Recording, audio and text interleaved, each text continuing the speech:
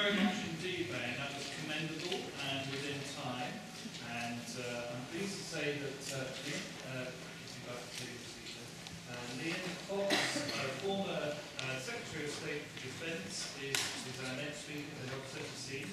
I said at the beginning, and it's by all speakers, discipline is the key. You can have 7 to 10 minutes if you take that off, if you want to take that off, and that starts, Liam Fox, thank you very much. Now, thank you. Well, thank you. I shall not intrude on your time for anything like that period. In the West, the understanding of the mindset of jihadists is limited.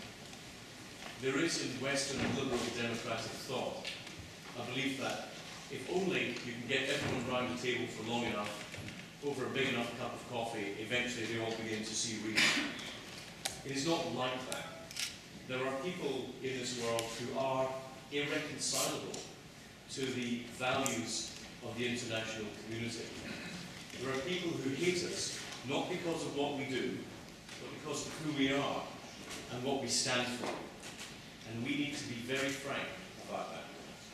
Those who are reconcilable to our ways of thinking, our ways of life, our concepts of rule of law, of democratic governments, of human rights, then indeed we should make every effort to reach out to them, to try to help them develop the institutions that will be required. But there will always be those who are irreconcilable, who need to be dealt with by force, sometimes lethal force. We need to be under no illusions. ISIS are our enemies. They actually pose a range of risks.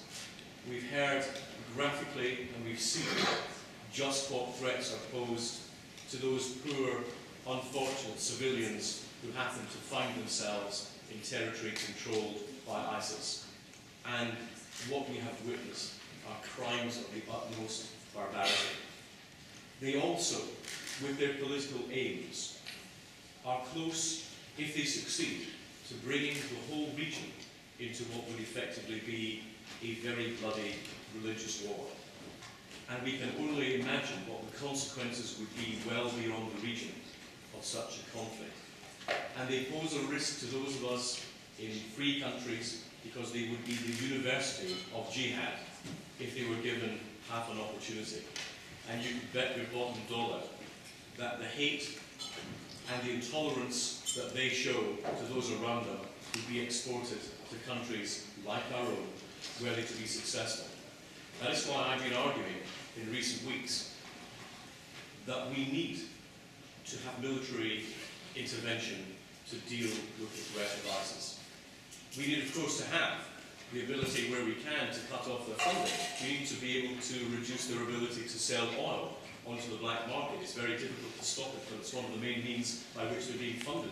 We need to stop the flows of finance to them through the international banking system. They are a very well organised, well-run organisation. That means there are paper trails about where the money has come from. We need to stop groups and governments in the region from playing a double game and supporting them. And we need, if necessary, to provide military assistance to those who are taking them on, our allies on the ground, and if necessary, directly ourselves. And what we know that our allies in the region lack is air power. And that comes in two ways. They don't have the ability to hit strategic targets, and we need to disrupt their command and control, and we need to disrupt their command centres and their communication centres. That can be done by Western air power. But ultimately, our allies on the ground, if they're to have a successful counter-offensive, will require close air support. And there is no point in saying that this is the greatest threat that we face in a generation unless we're willing to follow through and recognise that our deeds need to match our rhetoric.